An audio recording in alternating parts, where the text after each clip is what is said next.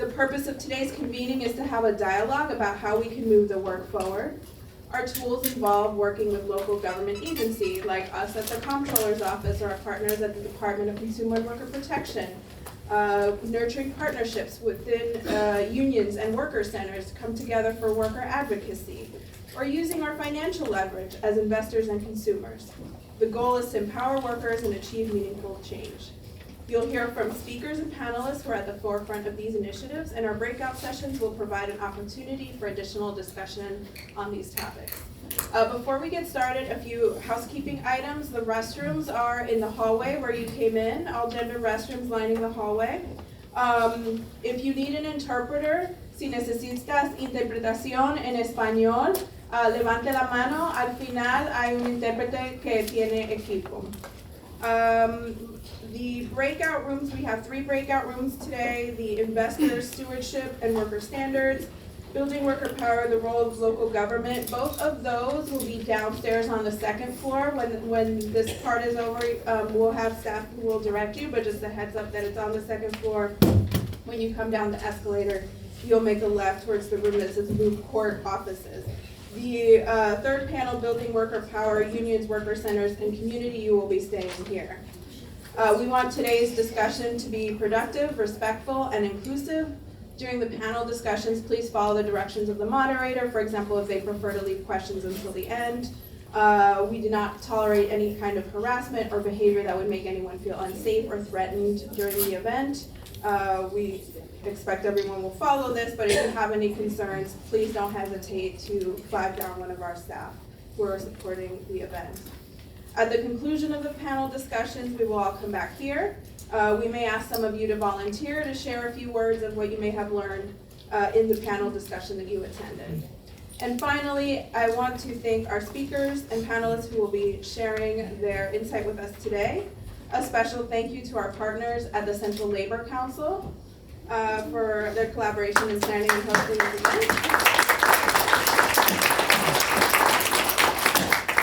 To CUNY for affording us this beautiful space. And to the Comptroller staff, if you're here, I'm going to call your bureau, and you please stand up so we can recognize you. The Bureau of Labor Law.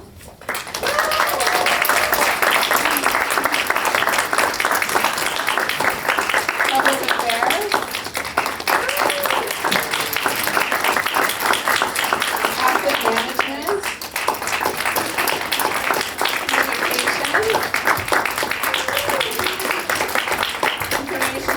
Technology and facilities.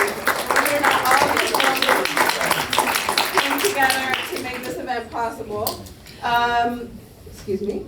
And in particular, I wanted to recognize Rebecca Lynch, who's our Deputy Director of Worker Rights. She was the brains behind this whole operation and coordinated with so many of you, directed all of these teams to make this event possible, so thank you, Rebecca. Without further ado, I will introduce Brad Lander, the Comptroller of the City of New York, who's going to make a few remarks. Thank you, everyone, and please enjoy the event.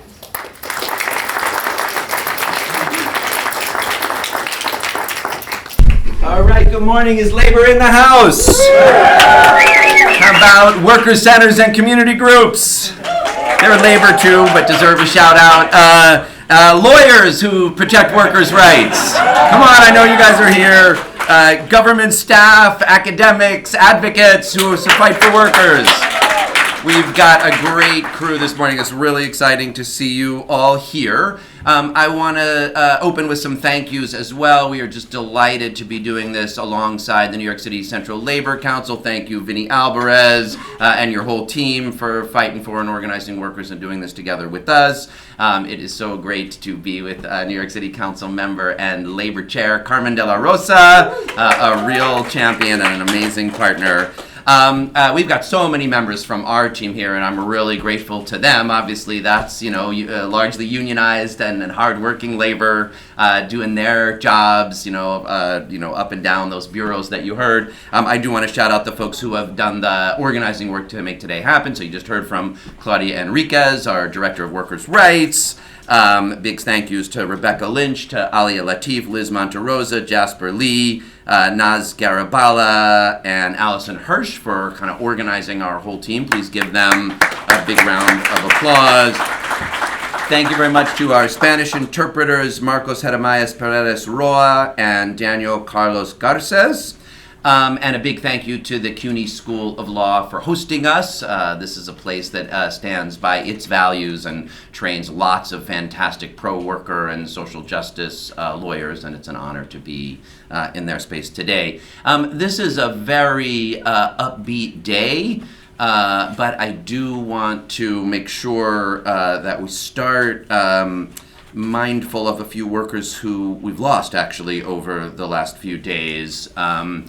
Police officer Jonathan Diller was doing his job. That's a New York City unionized worker who was doing his job in the Rockaways when he was killed 2 days ago. And the workers, those construction workers on the Francis Scott Key Bridge in Baltimore, I don't think we actually know yet whether they were union workers or non-union workers. Those were workers doing their job to build and protect the public infrastructure, killed in just a horrific accident. And I'm mindful that this is the week of the 123rd anniversary of the Triangle Fire, and part of what we're fighting for is a workplace where everyone is safe. So please join me in a moment of silence for those workers who lost their lives this week.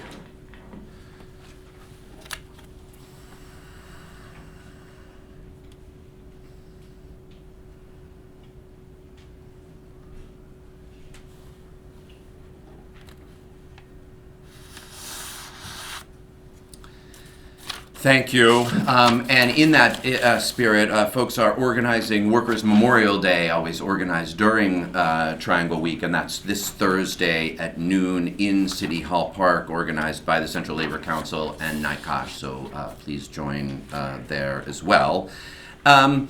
We are so thrilled to be here with all of you. The past year plus has really been an extraordinary time of workers fighting and organizing for an economy that works for working people. And so many of you and the organizations that you're a part of are at the forefront of winning really quite extraordinary victories to build that economy. And I just want to recognize some of that work, because I really don't think there's anything that's more important right now. So I think we have in the room some folks from the Nurses Union who organized some of the earliest strikes of this recent wave of strikes. Reminding us that even though we call these workers essential during the pandemic, we don't pay or give enough safety protections or dignity. We've got deliveristas in the room, similarly organizing essential workers to make sure that they got pay and protections. We've got retail workers like the folks at Starbucks who are winning a historic effort to show what's possible when people who have been in conditions where it doesn't seem like a union will be possible organize and fight and push past, and now we think are on the cusp of gaining the recognition and contract that they deserve. We've got writers and actors and journalists who have been out on the picket lines winning amazing contracts and reminding us that even in the world of AI and as the future comes, it will be both possible and essential to make sure working people are protected and get their due. Thank you for that. We've got folks from UAW who have really been organizing auto workers and legal service workers and nonprofit workers and publishing workers. Don't forget we were out on the picket line at HarperCollins, so what a great win that was. We've got public sector workers here who won a great contract, including pushing for hybrid work opportunities to make it possible for public sector workers to have, both better work-life balance and the appropriate things that make it possible to be both productive and human. We're lucky to be alongside building service workers who won a great commercial contract, trades workers who continue to represent folks in construction, hotel workers who have organized to make sure the tourism economy both revives and doesn't leave anyone behind. And not just on the job, also I know there are people here who come from the perspective of labor, but are organizing on childcare because everybody needs childcare. Working are not working.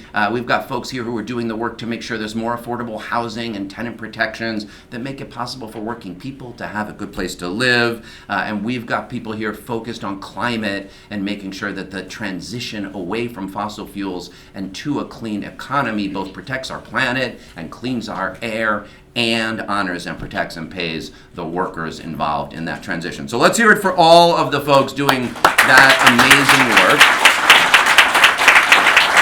We are so proud in the Comptroller's office to be your allies, and we try to bring every tool that we can to that work. So you heard that folks are here from our Bureau of Asset Management. That's the folks that invest the $260 billion, which is the retirement security of firefighters and teachers and nurses and police officers and school crossing guards and cafeteria workers, invested for their retirement security because their union has won them retirement security, but also making sure it is invested in ways that don't exploit other working people. And we've seen some really big wins thanks to the work of the Bureau of Asset Management to make sure our money is invested in ways consistent with our fiduciary duty to our beneficiaries, but that make sure the workers in the companies we invest in are also thriving. So we had a big win at Starbucks where we led the effort that got 52% of investors to demand an assessment of the company's labor practices. And let's hear it for that.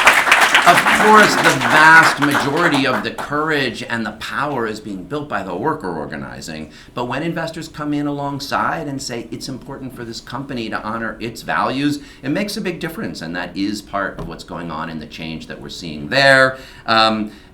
We also have had some really great wins working alongside with Unite Here and some of the places we invest in hotels. At the Venetian Hotel in Las Vegas, pretty far from New York City, but a bunch of our pension dollars are invested there. We insisted that the new owner enter into a neutrality agreement, and as a result, something like 7,000 workers are getting a union at the Venetian Hotel, in part because New York City workers want their money invested in ways that guarantees shared thriving. We're doing that actually with some hotels around the country owned by Brookfield. And I could go on and on. There's actually a lot more examples of that team in our pension funds are making sure we're finding ways to be allies to the organizing that all of you are doing. We're proud to, in our policy shop, be supporters. Of course, our partnership with Lihia and Workers' Justice Project and the Deliveristas in winning that amazing minimum wage that is already making an enormous difference, making those jobs less precarious and more something that you can pay. So we're thrilled to be with our partners from the Department of Consumer and Worker Protection who are implementing that law in a really strong way. Please thank them because they are big partners in doing that work. And I hear some things are coming soon that will help remind us about just how that's going and why it's important. We a lot of you know the amazing team in our Bureau of Labor Law. Those are the folks that defend the prevailing wages that people have won and make sure that when we're spending the city's dollars on contracts, we don't allow it to be used to pay poverty wages or undercut the wages that workers have organized for. And that is an incredible team in the Bureau of Labor Law that Claudia leads, and a lot of you know Eduardo and many of the other folks on that team. In just the past 3 months, the Bureau of Labor Law has recovered nearly $3 million in back pay, interest, and civil penalties, and those settlements cover about 400 workers who were cheated out of their wages, and our team is working together with you and our trades partners to make sure it is back in their pocket. So let's hear it for that team at the Bureau of Labor Law.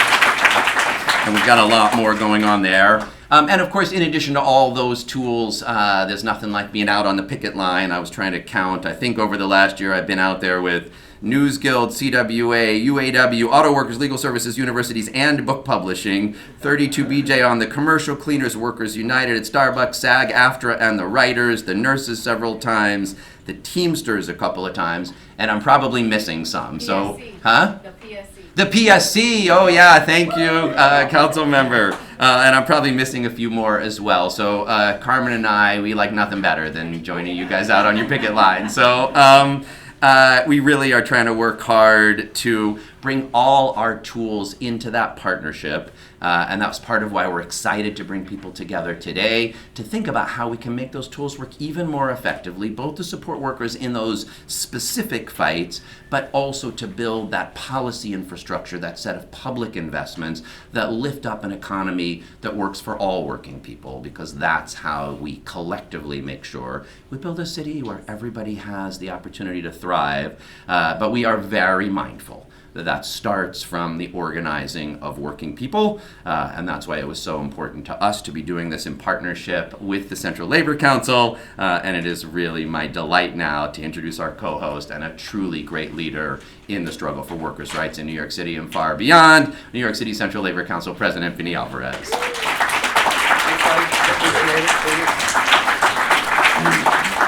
Okay, good morning, and let's hear it for our labor controller, Brad Lamp. Let's hear it. We really do appreciate not only you hosting us and convening this morning, but everything that you do. I was explaining to one of my colleagues before the event, things that you've done both first in the city legislature as a council member, but your work that you continue to do with us as controller. It's a real model, and we appreciate that. To all of our staff from the Central Labor Council, thanks so much for everything that you did working with the great staff from the Comptroller's office to put this together. We appreciate it on behalf of our affiliates, and we appreciate everything that you do, of course, on a regular basis, supporting those workers. Our Comptroller mentioned all the various strikes and battles which have taken place, and they're of course there's always ongoing, including our brothers and sisters who are out on strike with MFJ, and I appreciate you supporting them in their efforts as they enter their fourth week or going into maybe their fifth week now of their strike. And we are keeping an eye on that and doing everything that we can to support them in their efforts for a fair contract. And to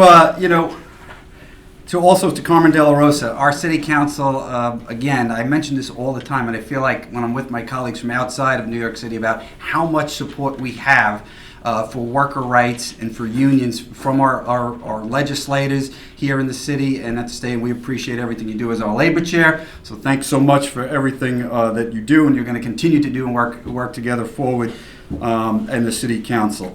And then also, getting our message out is critically important. So I want to thank Kim Kelly for everything. I know we're going to hear from her in a couple minutes, but there are battles taking place throughout this country every day, really throughout this country. And if we don't always hear about them because we're busy going about our lives, and we rely on people like you to get out there and get the message and make sure it's the right message, an accurate description of what's been done. And we appreciate all the work that you do on all the different battles, including the real in-depth reporting that you did with our brothers and sisters from the mine workers down in Alabama last year where we met coal. So let's hear it for Kim and the work she does.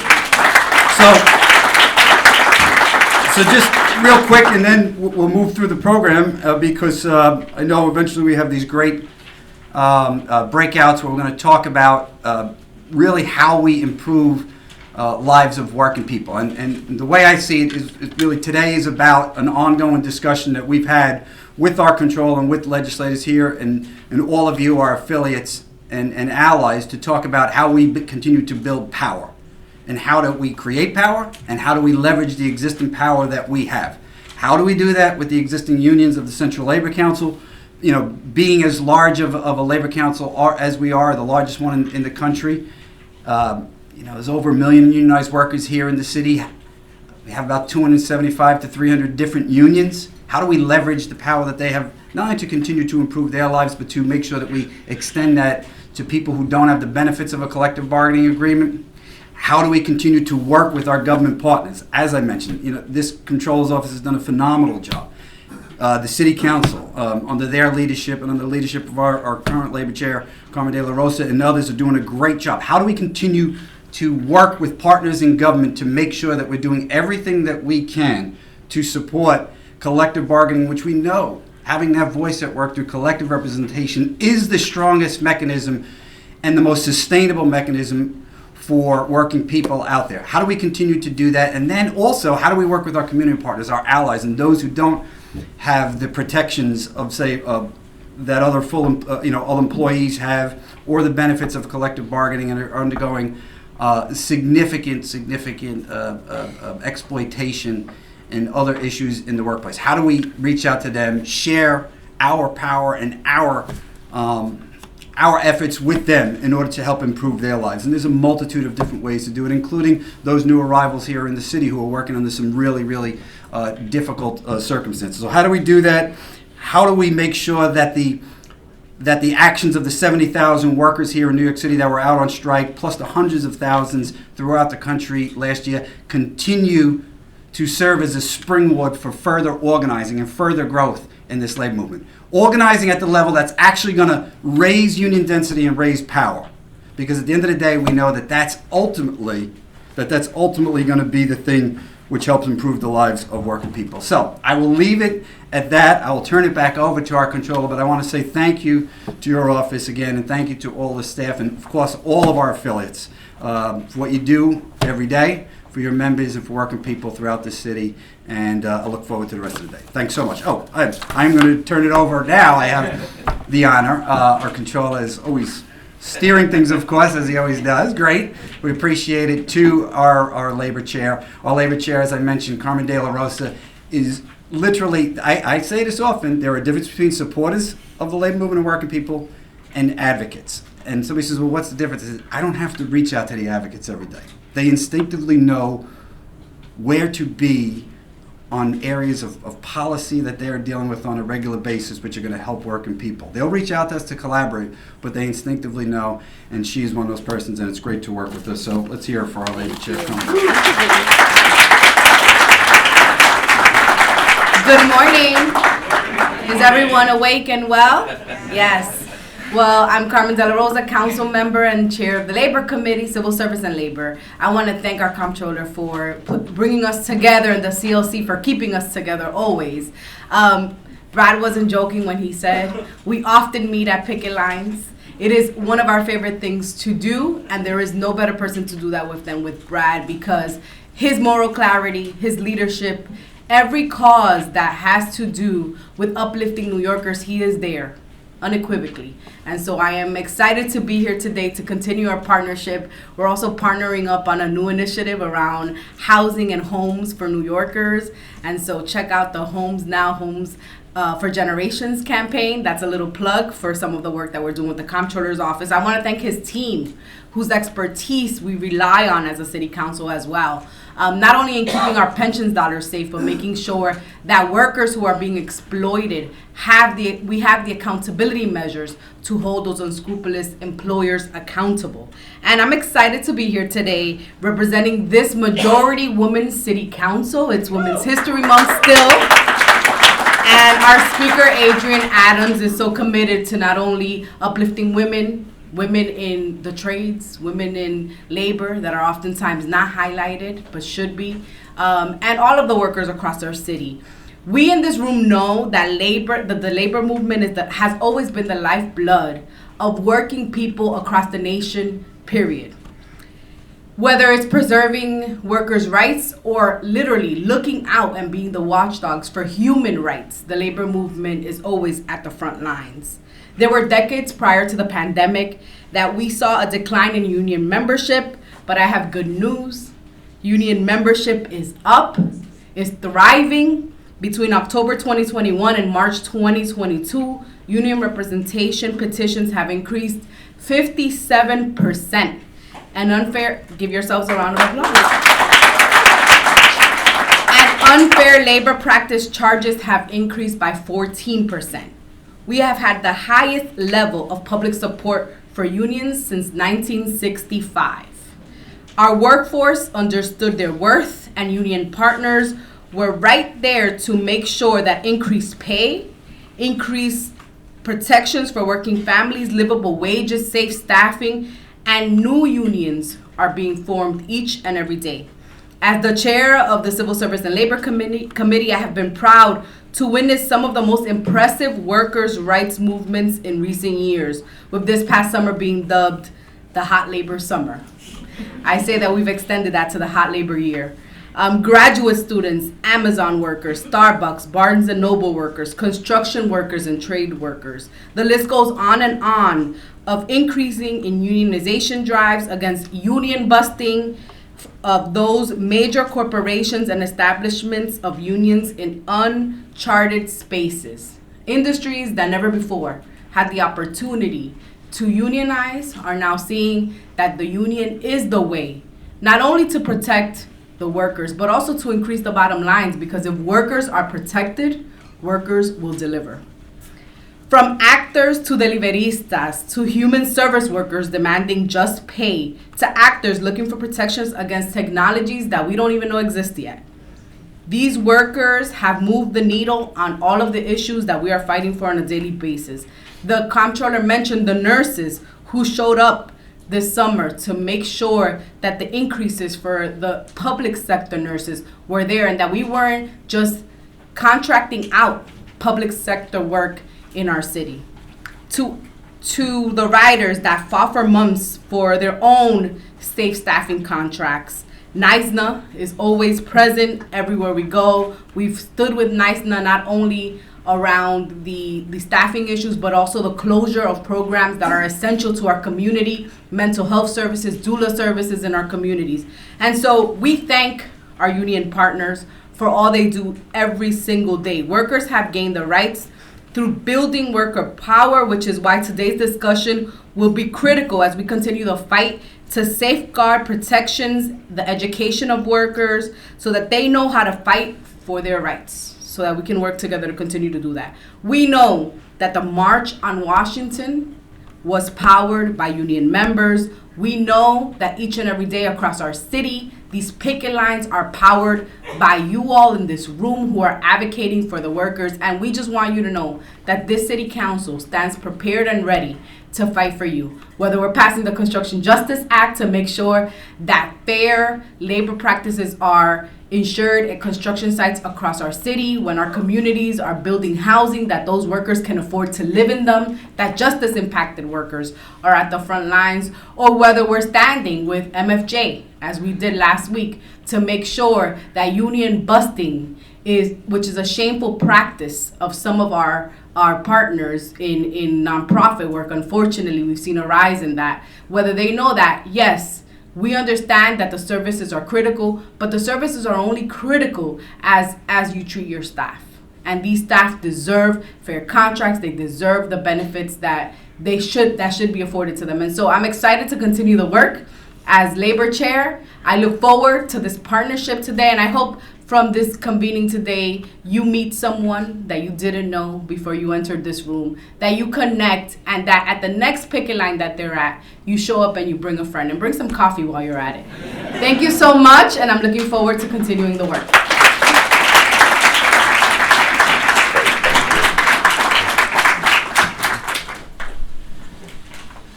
Thank you so much, Vinny and Carmen. We have some really powerful leadership supporting workers and fighting for workers in the city. Please give them one more round of applause. It's now my pleasure to introduce our keynote speaker. As you heard from Vinny, Kim Kelly is a journalist who tells the stories of working people fighting in lots and lots of really critical and powerful places. Some of them, the places where those stories, you might traditionally read, like, the New Republic or The Nation. But in some places where you might not have expected it in ways that are all the more important. For Teen Vogue to have a labor columnist and feature those stories in ways that help connect the dots for people is really what we need in labor journalism. Kim is not just a journalist, but a worker and an organizer herself, an elected leader of the News Guild. With this long history of seeing those stories. And why we were excited to invite her was that when Fight Like Hell came out, I got to come hear her do some readings about it in New York City, and listen to and read some of the stories that she uplifts of working people fighting like hell across generations in all kinds of workplaces and communities. And, I think sometimes it can seem like the history is kind of old labor history in the past, kind of connected to the struggles that we're talking about and seeing right now, but they really are truly the same struggle, and there's nobody better at lifting up those stories for all of us to see them than Kim Kelly. Thank you so much for being here this morning.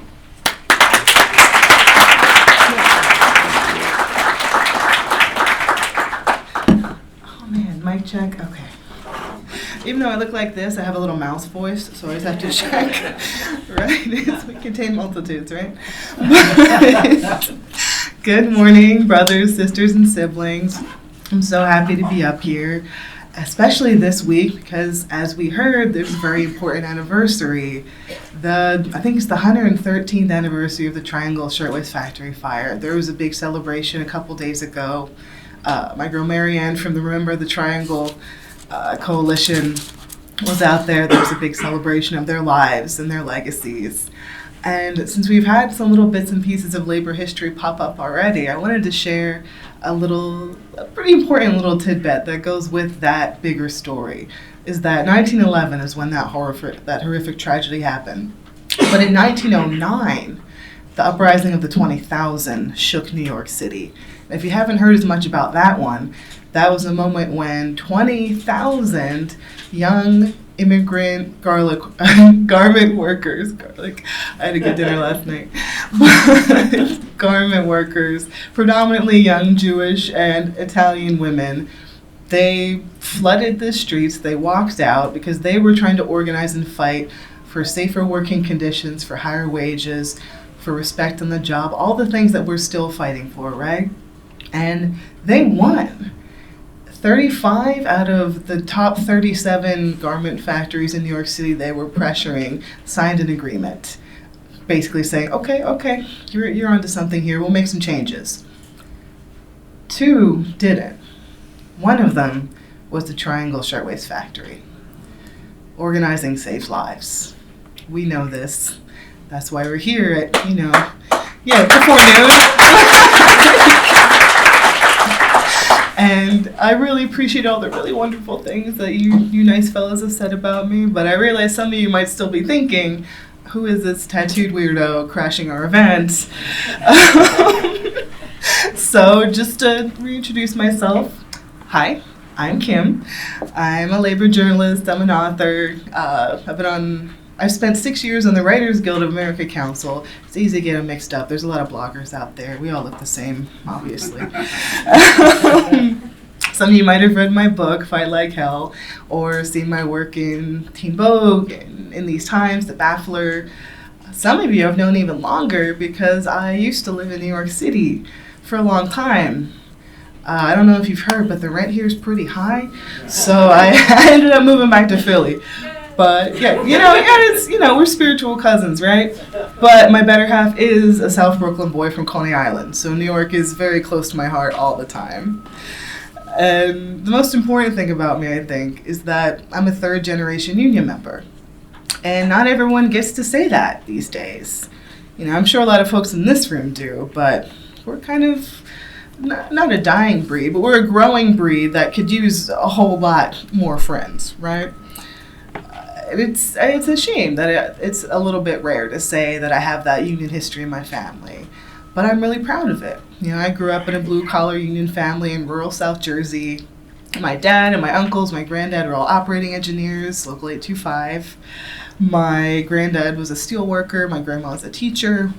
We were just one of those union families that a lot of us grew up with, right? My other grandma and my mom, though, they weren't union. They worked low-wage, hourly jobs that they needed to do that to keep our family afloat. Not everyone gets to join a union, right? And growing up, the union was always in the background. It wasn't something I thought about very much. I was a kid. The sky is blue, grass is green. The union had our back.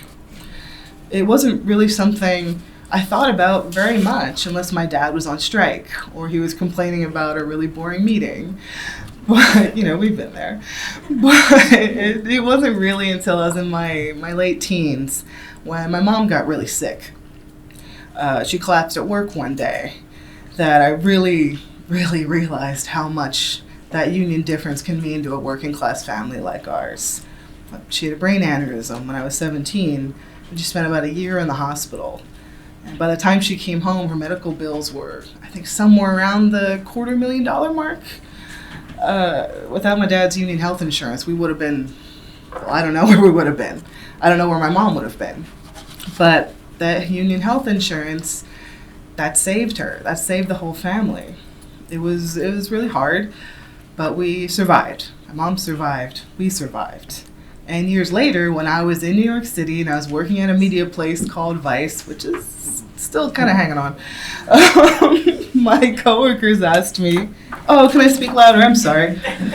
See, mouse voice. I wonder, I'll just, wait, can I use this? Is this attached? That's, all right. I'll just, I'll just do one of these. It's fine, I'll holler. Sorry. But yeah, a few years later, I was working at Vice, a media company that's hanging in there, more or less. Digital media is rough. And a couple weeks after I got my full-time job there, some of my friends asked me, "Hey, what do you think about starting a union here? What do you think about organizing one? I kind of feel like we need one." And I jumped at the chance to get involved. I was like, "Oh, thank God, we really need one." And I dove in head first. I was in every committee. I was the pit bull in all the bargaining sessions. I know, I can't imagine it either looking at me. And we ended up joining the Writers Guild of America East, which now represents thousands of members all over the country, a lot of them in New York City. And this past year, a lot of us went on strike, so you might have seen some of those picket lines out there. The union we built changed everything for me and set me on the path of labor, which has been the most rewarding work of my life. I came to the movement the way that most people do. I was a worker that helped organize their workplace. An unfair, unsafe workplace, I might add. And it's hard to describe just how transformative a good union contract can be unless you experience it yourself. And I'm so thankful I got to have that experience before I got laid off and decided to go be a full-time labor journalist. At this point, being a union member in this country is still a little rare. And it's even a privilege, for all the good things that come with that. But we all know that it's actually a right. It's still nowhere as easy to join a union as it should be. But that hasn't stopped folks from trying. It's a really exciting moment for labor right now in New York City and across the world, really. With all the talk of the big strikes and organizing wins and worker victories, and it feels like everywhere we turn, people are talking about unions. And a lot of them are younger people too, which is really exciting. That influx of new faces and ideas and perspectives that we've been seeing in so many industries, both established union strongholds and brand new organizing targets, has powered a necessary shift in the way that unions view, that the public views unions, and the way that unions view themselves too. Reform movements and historic heavy hitters like the Teamsters and the UAW have introduced millions of union members to the benefits of direct democracy. And I know there are more reform caucuses out there bubbling away too. So watch this space. Meanwhile, there are millions of workers out there who want to be represented by unions, who want and need and deserve the benefits that a union brings, but aren't able to do so because of our rickety labor laws that intentionally exclude domestic workers, agricultural workers, and increasingly children, because employers can still intimidate, threaten, and union bust with impunity, because the NLRB and OSHA are underfunded and understaffed and overwhelmed, and the financial penalties they can levy mean nothing to billion-dollar corporations, because of rampant misclassification that denies workers protections and the ability to unionize, even though they're employees. We know, everyone knows. Because the work of parenting and housework and reproductive labor aren't recognized as the jobs they are, because of the criminalization of the occupations or very presence of too many workers in this country. Because in the 1977 Jones versus North Carolina prisoners union decision that stripped incarcerated workers of their right to organize. We care about workers wherever they live, right? Wherever they are. Too many people have been left out. And that's why when I got a chance to write a book and when I got the chance to start writing stories for public consumption, I focused on the folks who've all too often been left out. Women and Black and brown and indigenous and Asian, Latino, Pacific Islander workers, immigrant workers, queer and trans workers, disabled workers, workers whose labor has been criminalized like undocumented workers, incarcerated workers, sex workers, My goal is to show how the labor movement has intersected with every other movement for justice and challenge stereotypical ideas about who and what the working class is in this country. It's not enough to bargain for bread and butter economic issues, though, yeah, they're important. The rent's too damn high. Unions and their leaders need to recognize the full humanity of their members and understand that for many workers, a union contract is the only legal document they have that really protects at least some of their rights. You know, the image of the burly white guy in a hard hat has dominated the mainstream narrative for a long time, and like, those are the dudes that raised me. I love those dudes. But the rest of us have always been here too. And in many cases have had to fight the hardest against the toughest odds. You know, from the mill girls of Lowell and the washerwomen of Jackson, from the multiracial coal miners of Appalachia and the queer steel workers in the Midwest, from Nagi Daifula and Larry Itliong to Emma Tenayuka, Maria Key, from Dorothy Bolden and Bayard Rustin, to Michelle Nieves and Jennifer Bates, from the North Carolina Prisoners Labor Union to Strippers United. Those are the people I'm the most interested in learning about and reading about, because labor history should be inclusive and diverse and accessible and messy and human, because we're people. Workers are people. You know, we all contain multitudes. And every movement needs its heroes and martyrs, but regular working people have changed the world too. And I think they deserve just as much shine as the people that do get those statues named after and days named after them. And I believe it was Big Bill Haywood who once said, if the workers are organized, all they've got to do is put their hands in their pockets, and they've got the capitalist class whipped. And we've seen that happen time and time again throughout history, from back home in Philly, where we played host to the nation's first general strike. What a fun idea. to the great railroad strike, the great textile strike, the piston coal strike, so many big strikes. The next edition of whatever history books are being written right now are going to include so many more. And as we know, strikes are just one tool in the working class toolbox, but they can be awfully effective when wielded wisely. And as history has shown, they work best when they're multiracial, multigender, multilingual, multi-everything. Giving in to artificial divisions is just doing the boss's work for him. And we already do way too much work for those guys already. That's the message I really tried to hammer home when I was writing about people like Ben Fletcher, a black socialist dock worker who organized a militant anti-capitalist interracial union on the docks in 1910. You know, the Great Sugar Strike of 1948, which saw immigrant workers from across Asia take on the big five sugar bosses in Hawaii and win. Or the Amazon Labor Union and their stunning victory in Staten Island, which, I mean, I'm waiting for the contract, but I still have faith, you know? Things take time. Things can take a lot of time, but that's why there's so many of us. That's why we have to keep going, and that's why we have to hold on to hope.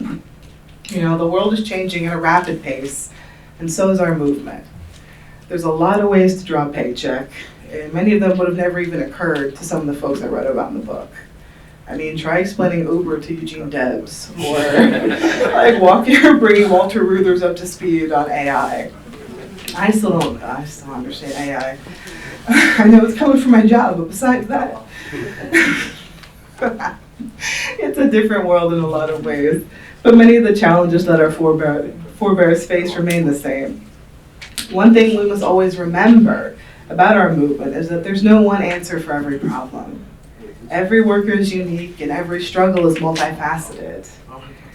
To some people, the early days of labor might seem like a dusty historical throwback in comparison to this exciting new wave of organizing, but we always need to remember that those workers are fighting for the same things: a decent wage, a safe workplace, stability, and a little bit of respect on the job.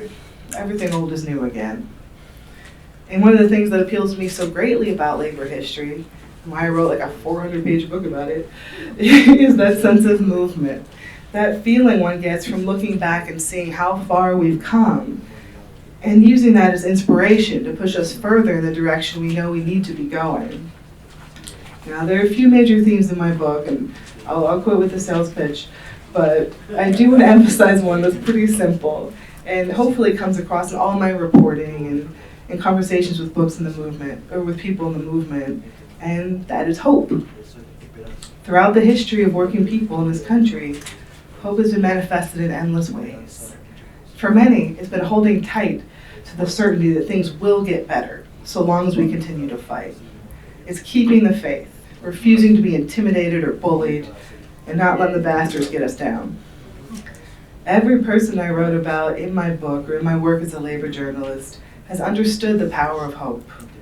It's one of the few things the boss can never take from us, and something we hold so much power to build up ourselves. The world can be so very dark sometimes, and we're living through a particularly cruel moment. And so many of us are seeing our rights and our freedoms challenged or stripped away entirely. But as history has shown us, time and time again, those rights were not granted to us by benevolent rulers. We organized and fought and struggled and failed and tried again until finally we took them. We're facing an uncertain future right now, and democracy, or as close as we've managed to get so far in this country, hangs in the balance. One thing I know for sure, though, as we move forward into new ways of living, working, and consuming, is that the workers whose blood, sweat, and tears got us here cannot be forgotten, tossed aside, or left out of the conversation. One thing we should all be able to agree on and prioritize is every worker's right to a good wage, health care, dignity, and respect on the job. It can be far too easy for folks to forget about the people whose labor quite literally keeps the lights on. And what's important to remember too is that we're all on the same side. It's us, the workers, against the bad bosses, greedy CEOs, and feckless politicians who try to keep a boot on our necks and their hands in our wallets, just as it's always been. And I also want you to remember that there are a lot more of us than there are of them. And together, you're so much more powerful than you can even imagine. And in closing, I want to leave you with a few words to chew on. As you all know very well, the work is never done, but victory is always possible. We've triumphed before, and we will do it again.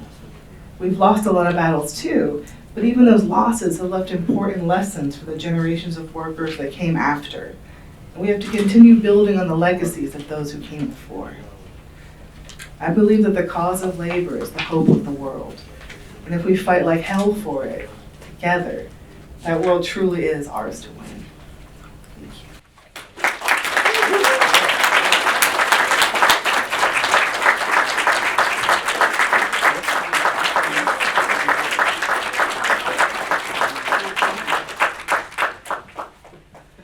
Thank you so much, Kim, for those very insightful remarks.